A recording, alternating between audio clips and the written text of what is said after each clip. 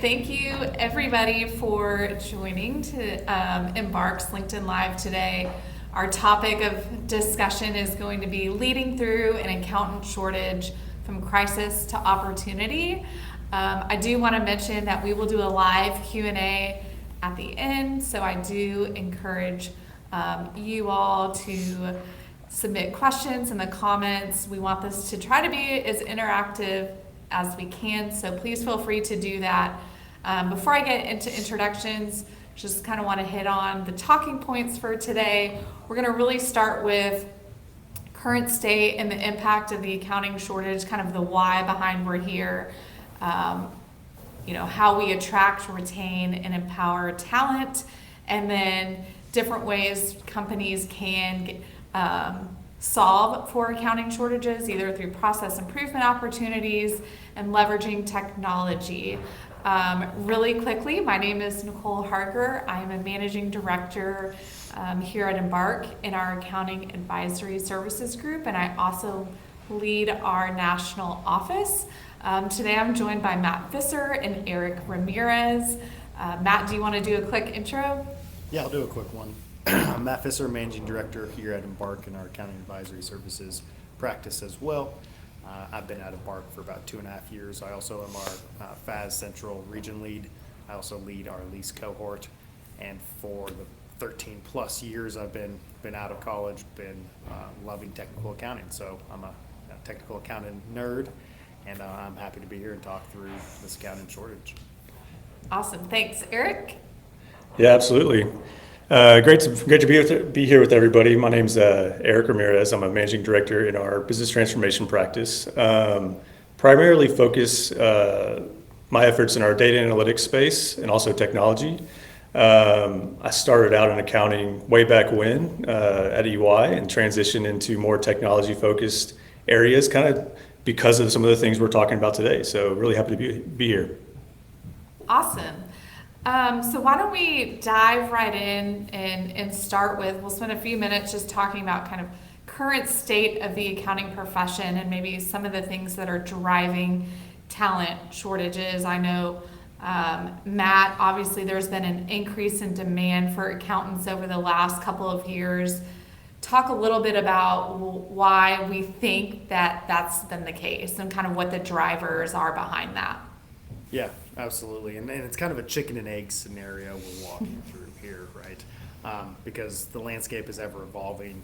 We're seeing a lot of changes come down, whether that's through ESG with CSRD, climate disclosure rules coming through, refining of new standards with whether that's leases, RevRec, there's DICE. There's always constant changes coming through, new SEC rules. All of that is driving demand for qualified professionals, as well as refinement within industries. You think about healthcare and the ever-changing regulatory environment there. Rapid change, we'll talk about it in technology and SaaS companies and unique offerings that we're seeing more of, and how does the current GAAP standards apply to these new and exciting companies. With that, right, there's this ever-changing landscape that I talked about. We're also seeing the demographic shift. There's a fun stat out there that almost 75% of CPAs reached retirement age in the last 5 years. And so we're seeing people leave who have required experience and qualifications, and we're seeing a shortage of the pipeline to backfill that. With that, there's also been a lack of, we'll say, planning of, hey, we have attrition in our accounting department and we haven't planned appropriately to backfill those roles because, great people sometimes leave and sometimes retire. And so we've seen a lack of that. But then it goes back to, chicken and egg. What we are seeing, and everyone's heard about it, is the decline in accounting graduates. We can get fun facts in there, but 1 in 9 business majors actually declare for accounting degree. That's declare. If you think about then who actually graduates, who does the 5th year, who does the 150 years, who actually gets their CPA, you can see that that's a lot less. So with that, we're just seeing this massive shift in, hey, we need qualified people for our business needs, and we're not seeing people a large enough population to backfill that. Yep, And and so so I think, Oh, go ahead. sorry, go ahead. I'll give it to you, Nicole. Okay, so I was just gonna say that I think that's a good segue. You touched on the decline in accounting graduates. So Eric wanted to turn the conversation over to you. What do you think is kind of driving maybe this lack of interest in graduates and in college candidates wanting to enter into the accounting profession? Yeah, absolutely. Yeah, I think there's still an interest in accounting. It's just there's also a lot of other things that are available to folks now that, frankly weren't available 10 years, 5 years, 10 years ago, and, Matt, 15 years ago when we were doing this stuff, going through college. So it's really about folks wanting higher value work, right? Yep. They want to know that when they go and start somewhere that they have the opportunity to work on projects or in groups where their voice is going to be heard and they're going to be part of that decision-making process, right? And so a lot of that goes into wanting to be valued, but also wanting to be a part of new and innovative technologies and process, and having their kind of putting their stamp on it and being more of a value add versus a cost center on, or expense line item on the income statement. So they want to work with best-in-class tech. They want some diversity. They want to be able to do different things and have a career path that kind of fits what they want to do long term. And then some of it is, and we'll get into this too, is remote hybrid work and saying, hey, what does an accountant need to do? And a lot of it's in office, and I know that's changing, but there's just a lot of opportunity out there for people to be more flexible and either with the work-life balance or with the types of work they're actually doing day to day. Yep, and I think that's a really good point. And obviously one thing that drives people's interest too is salaries, how much people are getting paid for, how much people are getting paid for what they're doing. Matt, what are your thoughts on kind of where the level of compensation has maybe been for accountants over the last couple of years? Yeah, I would say it's stagnated. There's studies out there, you can cite quite a few. One that I recently saw was the median inflation adjusted starting salary for accountants out of college hasn't changed much since, the mid 2000s. And that is usually, we talk about exciting opportunities and, the thought of what an accountant actually is. But a lot of times the driver of why people, in the pipeline would choose the degree is what the compensation is and the competitive compensation for their first step out of college. And, I'll probably throw a lot of stats out here because, this is near and dear to my heart because love what I do. But it was cited 28 out of 33 accountancy jurisdictions or bodies around the world believe there's an accountant shortage. And the majority of those jurisdictions cited compensation as one of the leading reasons for the shortage. So there's not a silver bullet. And obviously we're all running businesses. We have to think about the costs, but this is one area that, might help alleviate the stress of what we're dealing with when we think about a shortage of accountants. Yep, that's a really good point. At this point, we kind of want to open it up to maybe a polling, how, for those participants, we'd like to hear how the talent shortage is impacting your organization. Kind of what do you view as the most or the greatest driver for shortages that you are seeing? We do want to make sure that we'll touch on some of this stuff at the end, but wanted to open it up for comments on that topic before we move on. While you guys do that, let's kind of pivot a little bit to impacts and challenges of the accounting shortage specifically. We talked a little bit, Matt, you just hit on this around costs, right? Driving, compensation. So Eric, what do you see as far as just hiring costs overall for organizations? Yeah, I mean, that's part of the issue is that there is an increased hiring cost, right? It's whether you're using a recruiter to go find really top tier talent. There's costs there that you have to pay in addition to. There's, to Matt's point, salaries have remained stagnant. It's really about the willingness of companies to pay top talent and for those skill sets that you can call it a cost, but it's really an investment. So the willingness to invest in your people who can help grow your organization and stick around. And I think that's what we're talking about, is getting people to stick around. And there's the cost of hiring people and then having high turnover, right? So it's not only the cost from a dollar perspective, but it's also the cost in time and your people, right? So you're having, the longer a role goes unfilled, the more time your people have to backfill for that or take on more responsibility. And it's a cost to people's flexibility and work-life balance and that sort of thing. But really, again, it's more dollars being spent to find these people because of the shortage that's out there. Yeah, and to that point too, Eric, right, we've talked about it before, the negative feedback loop, that not paying your people enough, you hit on it, you have someone leave who is critical to their role, all of a sudden you put pressure on the rest of the team, they're not feeling like they're remunerated, all of a sudden the culture starts to turn, you might have further attrition, right? And so we don't want to lose, it's always tough when we look at analytics and, forecasting and costs, but you don't want to be short-sighted to argue over would $5,000 solve a lot of this problem. What are we talking about here versus, hey, downstream impact, we just had half of our accounting department leave, now we're scrambling. Yeah, and I think you hit on a real great point about culture. I think the longer you have people in the seats in your organization, you can build that culture. The more turnover you have, the more likely your culture can be fragmented in those situations. So I know we'll get into culture more as we go through this, but I just want to throw that in there. Yep. What about, Matt, one thing you mentioned earlier in the conversation was really around just regulatory requirements. What are some challenges you're seeing that kind of obviously meeting those requirements, either from an audit perspective or an SEC perspective, and how does that impact the accounting shortage?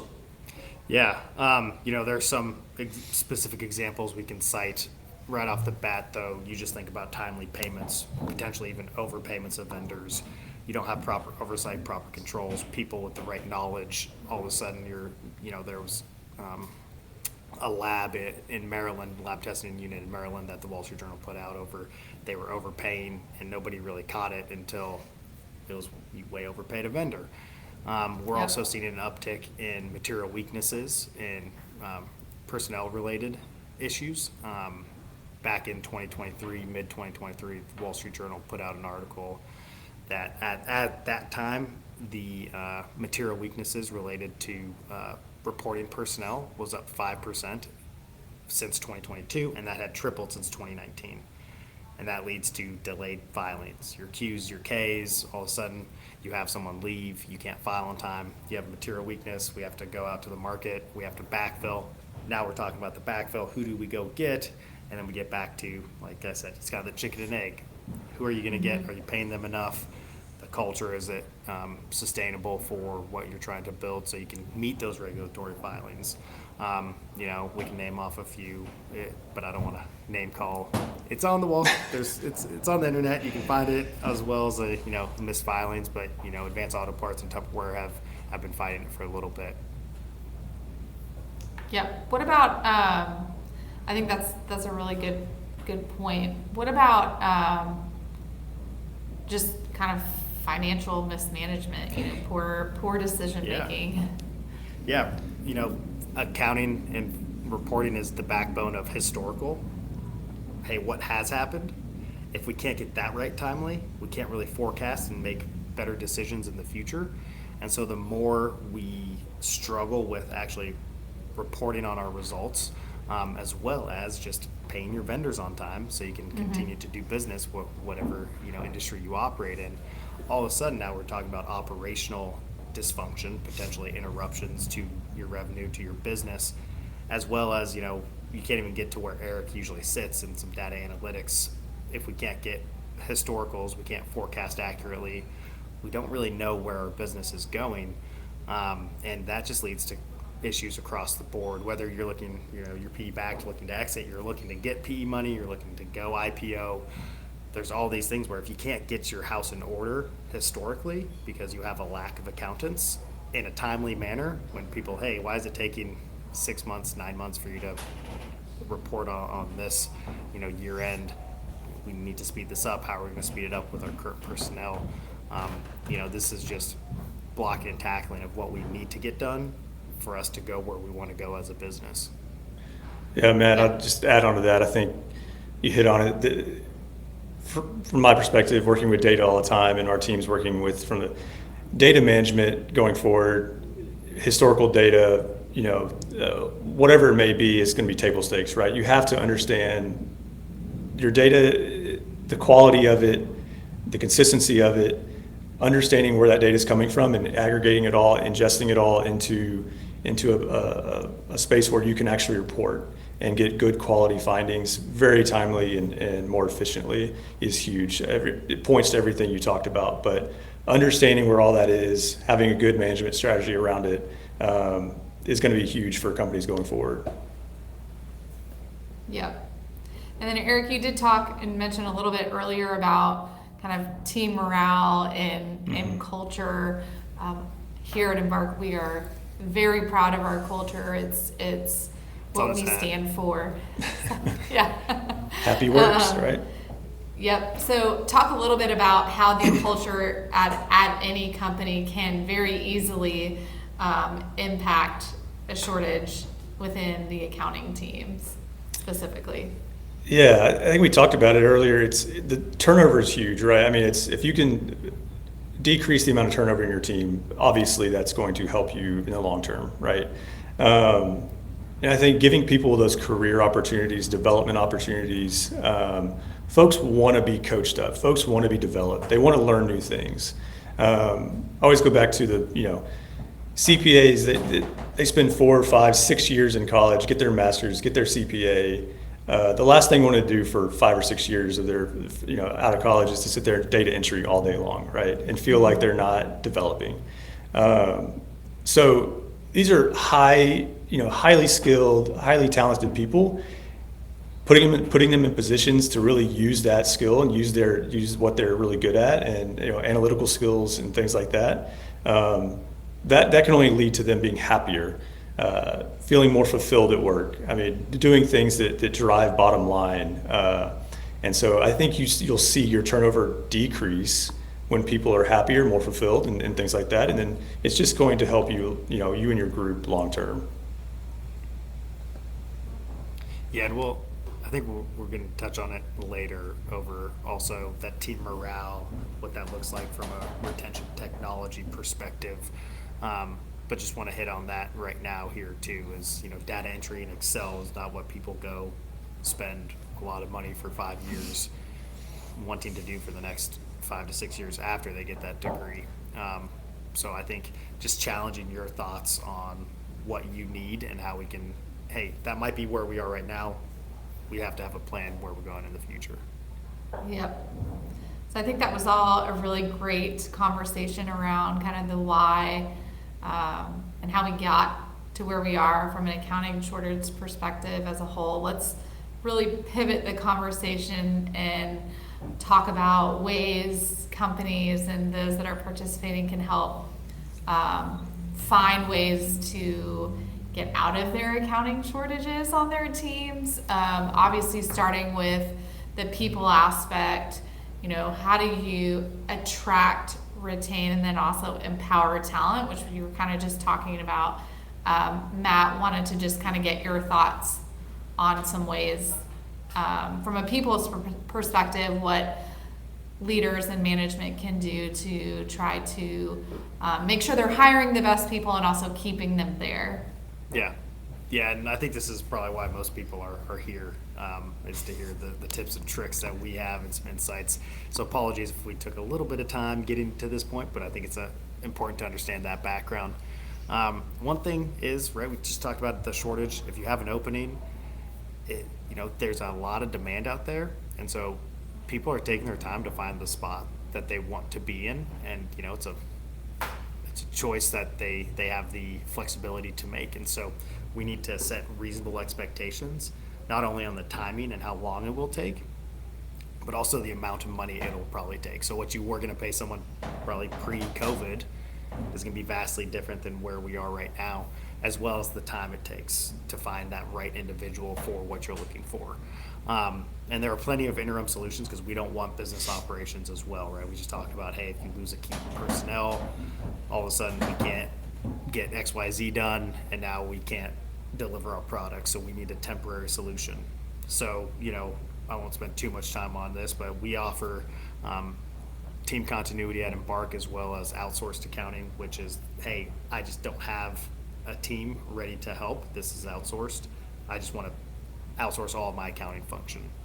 Now, when we think about the team continuity versus, hey, getting a temp person in, there's just two different levels when we think about that over, hey, I just need somebody to come in, get the job done, get out. That's not what we provide.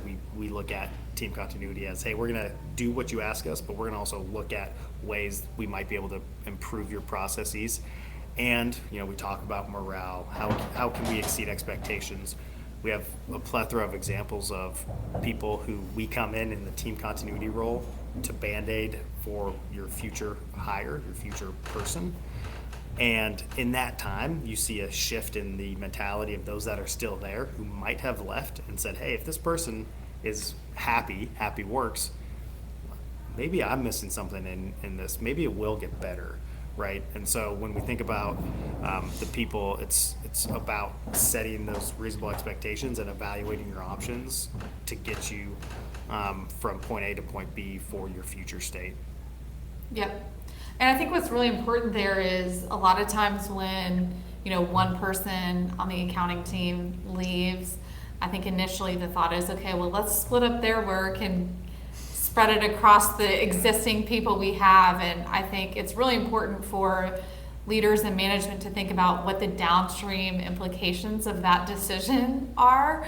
Obviously that could be a temporary solution, but it's going to lead to burnout and kind of tie back into that happy works, the morale, culture aspect of, hey, I'm now doing 1.5 people's jobs, and it's going to lead to burnout, and then it probably is just going to have a domino effect. So I do think kind of talking about other opportunities and making sure leadership is really thinking through those decisions, that while it may cost a little bit of money, right, to bring somebody else in from a temporary perspective, but I think it's a very good solution to kind of try to keep everybody else in their roles and feeling like they're supported and not just having a bunch of additional work kind of dumped on them.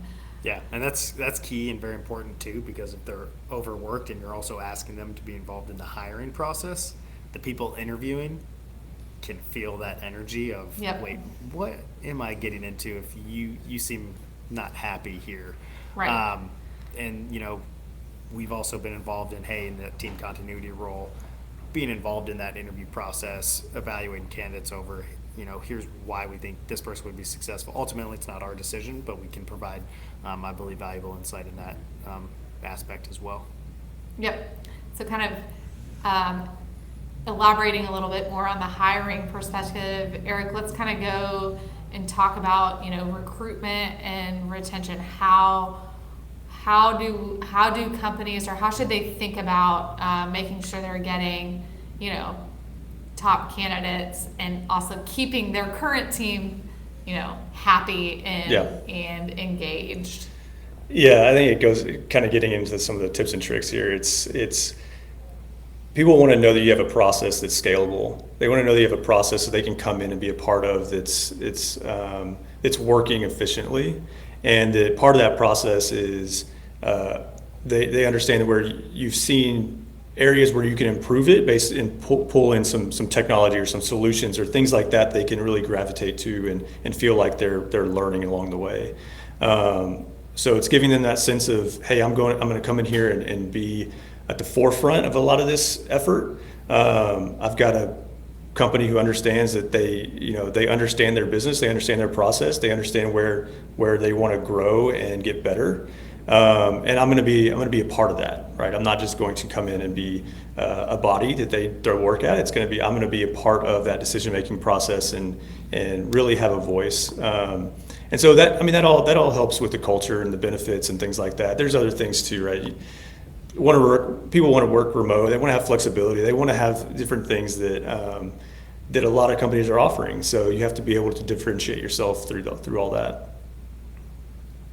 Yeah, a key piece in differentiating, right, is crafting a compelling story. I don't think any of us, we're older-ish from the new graduates, we'll say.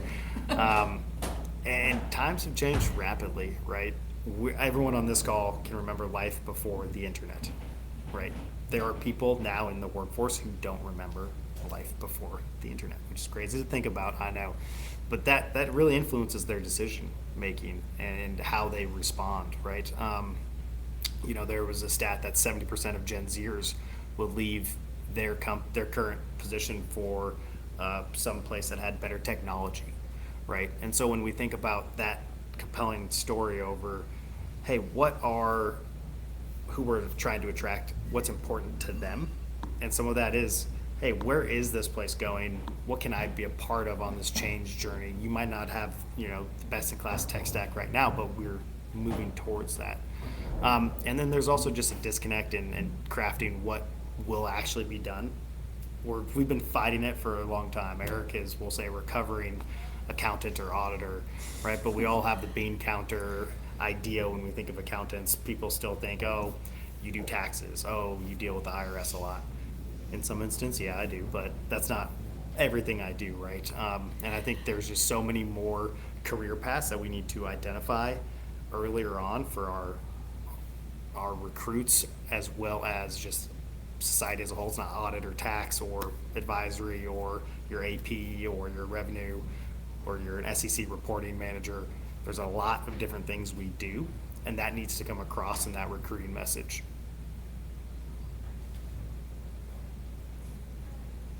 Yep. I think that's really important when you're thinking about recruiting, right? It's first impressions. It's how do you just attract interest, right? That's kind of the step one in the process. So definitely something that companies and management should be thinking about. Let's pivot over to the process improvement opportunities. So what are ways leaders and management can think about potentially improving various processes to either help lighten the workload for their current teams or just to make things a little bit more efficient? Yeah, I think first thing we have to understand is where we are currently and what people are doing currently, their skill sets, and what we're asking them to do in the roles and responsibilities. Gen AI is huge and everybody wants to leverage it and throw things at it. But we've all been through technological change and advancements and program management and change management. And the first thing is, hey, where are we? And then where do we want to go? But before we get to any incremental changes is what are we doing right now? Are we having duplicative efforts across business units? Are we being siloed across distribution centers, right? What is going on right now where we aren't being as efficient as possible before we even talk about how we're going to get better, right? And then that even, again, we talk about a feedback loop. That goes into, hey, our message is, yeah, you may be doing data entry right now, but our plan is for you to get out of that data entry and we can get more into a strategic skill set and leverage technology where we're not replacing you. It's not reductive, it's augmenting your tasks. But first things first is, hey, are our people in the right roles with the right responsibilities? You can see people have struggled with that with the reporting personnel material weaknesses, right? From a public company, we need to do that across the board for all organizations. And sorry, I probably, Eric, what your career is more involved in the current state, future state roadmap, incremental quick wins, all the buzzwords. I think you hit it nail on the head. I mean, just practically, whether it's internally or externally, Embark, whatever it is, you've got to create a current state analysis and understand where with pain points that your people are experiencing day to day, right? And so what that looks like is, it's not a leader saying, I understand the entire thing, right? Because you probably don't. You probably don't understand exactly you may not know all the details of what's going on day to day with some of your people, right? So hold workshops, have discovery calls with your people or meetings with your people to understand where are your pain points, and be totally transparent and honest. Document that, right? Put that down on paper, and then you can start picking out those opportunities to automate certain things or create efficiencies. And I always like to think of it from what's your effort versus your impact? What's that scale look like? A lot of times we can start really quickly with these quick wins, we like to call, with those low effort, items or tasks that really get you a high impact to your business. And the more of those that you kind of stack on each other, the more adoption and bought in your people are going to be, and that's going to lead to a lot more change. And so I think that kind of moves right into, and sorry, Nicole, if you want to get here, but kind of leveraging that technology, Yep. to automate some of those pieces of the puzzle, right? Yep, I think that's a great segue, and I know this is what you do day in and day out. So talk a little bit about, what the best way going about leveraging technology and finding different opportunities to automate. Yeah, absolutely. So, you want to do it where it makes sense, right? A lot of people will say, hey, I need an FP&A takes a long time, so I'm going to go just slap on an FP&A solution without understanding what the requirements are actually are, right? And so you need it to be fit what you're doing as an organization or as a business or a function, and have something that meets your needs currently, but also can scale up with you over time, right? And so again, understand the requirements, finding a solution that fits you, and then empowering your people to really dig in and dive in and understand how to utilize that tool, to be able to customize or change, or just to use it to its fullest capabilities for the tasks that they need to. Another piece that we see a lot of is just manual tasks around your day-to-day, right? Everything you can do in Excel can probably be done faster, smarter, through an automated kind of solution, right? Excel's great, has a lot of use cases, but there may be a better way, right? So whether it's Alteryx or Power BI or Tableau, there's a lot of solutions out there, but really understanding kind of what takes the most time. Does it take a ton of time for you to pull an extract from your ERP and watch Excel, that little spin for an hour while it chugs through millions of rows or a million rows? There's solutions for that. So yeah, I think it's just keeping an eye on those small things that can add up later on. And I think, I just want to reiterate too, because I think people, again, tech AI is like, what can we do? What can we do? What can we do? We need to evaluate our current tech stack, understand, hey, maybe Power Query, Power BI, we have that capability. We don't need to, boil the ocean right now. But the last thing we want to do is throw in a solution because we think it can automate, and we didn't understand where we currently are, where we're going, and we just, we got blinded by the tech mainstream of saying, hey, AI, you need to do this, you can automate. Like, yeah, sure. And then all of a sudden, like you said, I think the main important point, it wasn't scalable. It might solve a resource right now, but now we're, depending on the contract, we're 3 years locked in, and well, shoot, that's not going to work for where we're going in, half a year, 6 months, 9 months. You got to find that root cause, right? The outputs, at the end of the day, you say this is painful, but what is the root cause of that inefficiency, right? And it may be something you haven't thought about, but digging in, understanding that will help you drive that roadmap. And building that roadmap is huge to get to that future state. You got to know where you want to go, right? There's got to be an end point. And so how do we get there? There's a lot of ways to do it. And I also think it's, sorry, really. No, go ahead. Go ahead. It's really important to involve your people. Like, maybe you bring us in because, like I like to say, you got broccoli in your teeth, and you don't know it until you look in a mirror. Someone says you have broccoli in your teeth.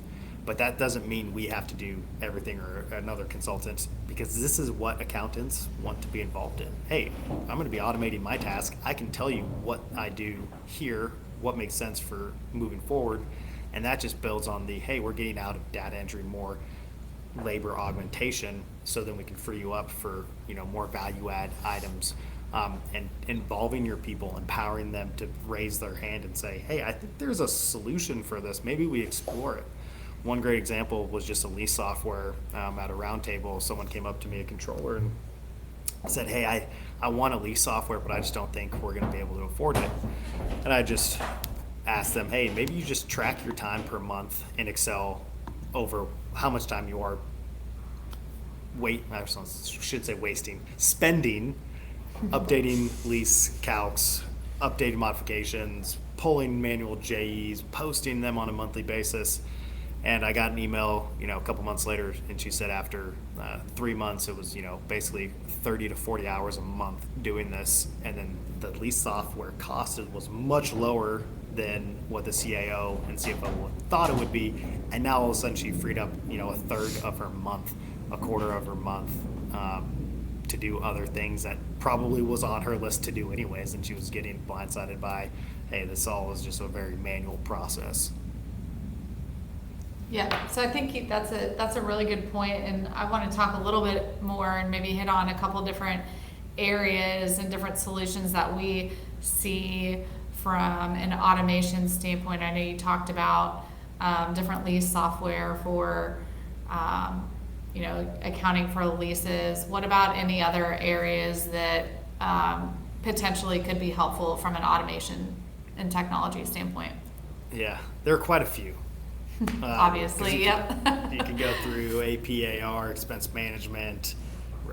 The main ones we're going to talk about, I kind of previewed if you watch my LinkedIn, but financial reporting and consolidation, right? And we get back to, hey, this should be fast so we can get management what they need, potentially outside investors what they need to report on our historicals.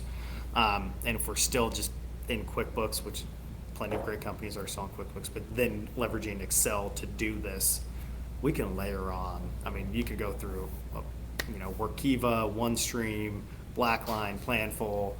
There's also, native functionalities within potentially more robust ERP systems that we need to evaluate that might not have been, like Eric mentioned, initially on the adoption of moving from QuickBooks to SAP. We didn't think about, hey, now we're going to be acquiring this and this and this, and now our consolidation blew up. We need to reevaluate the functionalities that are currently there that we might not be leveraging. And that's just, hey, let's get reporting out in a timely manner, and rather than just drop it into this folder in SharePoint, pull it into this folder, have one person put it through their, macro enabled workbook, and then here we go. We can integrate and pull in from a lot of different data sources, especially if they're disparate ERP systems. Tons of tools out there, like I just mentioned, that we can accelerate financial reporting. And in that same vein, close processes, right? Close processes, account reconciliations, like I mentioned, AP, AR, expense management, repeatable, rules that we can set up within, Blackline comes to mind, but there are other, again, Planful, plenty of different tools out there that we can either help you analyze and assess, or just say there are other options out there. But automated rules, pulling in data feed from your bank, knowing this is a ZBA that should zero out. Are we spending too much time for this one person doing all the ZBAs when we could do this in basically a click of a button and then get the exceptions report, rather than, hey, 98% of these ZBAs work all the time and I spend a day doing this in close. All right, well, let's bring that down to 1 hour looking at the exception report. And then I mentioned some technical accounting areas, right? Lease accounting, there are RevRec software solutions out there as well. Lease near and dear to my heart, but you have Trulion, Visual Lease, FinQuery. There's Occupier, tons of different solutions that, your business needs to evaluate its needs. Hey, is this going to be more a lease management tool? Do we need it just for accounting and reporting? What do we need out of our software? and then let's look at the list of vendors and see how we scorecard them up. Yeah, there's just like Eric mentioned, anything that when you empower your people to say this is a manual data entry or invoice generation or reconciliation that seems repeatable, we can talk about software tools and RPAs that we can leverage to free up that time to then maybe go into more forecasting and analyzing and, what we would consider value add rather than just can we report in a timely manner. Yep. So let's talk a little bit about these different technology solutions, right? Everyone decides let's move forward, right? But you've got to make sure your team is making the best use of whatever solution it is you decide to bring on. So let's talk a little bit about the importance of making sure you are training and upskilling your teams to get the best use out of your investment in the technology. Yeah, I mean, adoption is huge, right? I mean, you have to be able to, you're going to spend dollars to invest in a solution or technology or process improvement. Your people have to adopt it and start using it or changing, right? And so having that training plan, having something to where you have a champion that's in your organization that can drive some of that is super important. And that's something that internally, the companies can do. They can bring in other third parties to do that. We can do that. But that, part of it is a big piece of this is not only the implementation of that technology or that solution, but how do we drive that adoption across the organization and collaboration? Because it is an investment, right? But hopefully, part of that investment is that you're able to scale and not have to worry about some of these accounting shortages in the future, right? That some of this is not, your growth is not dependent on headcount, right? You can grow and utilize the solutions you put in place to be able to grow with you, right? And so the ROI there is huge if you've got your people trained up and able to be empowered to use those technologies. Yeah, and with that, the less measurable ROI, like you hit it, Eric, is this goes right into our compelling story from your organization to attract and retain that top tier accountant talent pool. So with that, right, as we look at the investment in, hey, maybe we are getting more efficient, maybe we are reporting, maybe we're driving revenue. At the same time, our team, our accounting and finance team, feels fulfilled in what they're doing. They feel challenged. They're less likely to search for another job, right? And especially if, as part of that adoption and change management journey, they were involved step by step. They have ownership in this, and they want that adoption, right? This isn't being pushed by Embark. This isn't being pushed by the CFO. It's being pushed by the AP clerk. That's huge. Yep. That empowerment means, hey, I'm valued at this organization. I'm seeing change. It might not be where, like we mentioned, the future state, but we're getting there along the roadmap. And that's just one way you can battle the shortage of talent out there is by upskilling your people, empowering them to leverage technology and adopt it and seeing what they're capable of, right? Sometimes it's just like, hey, I didn't know Matt could do that. I didn't know Nicole could do that. She was just, reconciling bank accounts for the last 2 years. I had no idea she could build an Alteryx workflow that could, do this in 0.5 seconds. Yep. Well, I think this was a really meaningful and beneficial conversation. You guys have a lot of great insight to bring to the table. I don't think we had any Q&A, but if there are participants that do have questions, please don't hesitate to connect with one of us. Reach out on LinkedIn. You can actually get a call scheduled with Embark. If you go to our website, there's a contact form that you can fill out and we will be in touch. Thank you, Matt and Eric, for your participation today, and thank you, audience, for joining this afternoon. Hope you have a great rest of the day. Stay happy.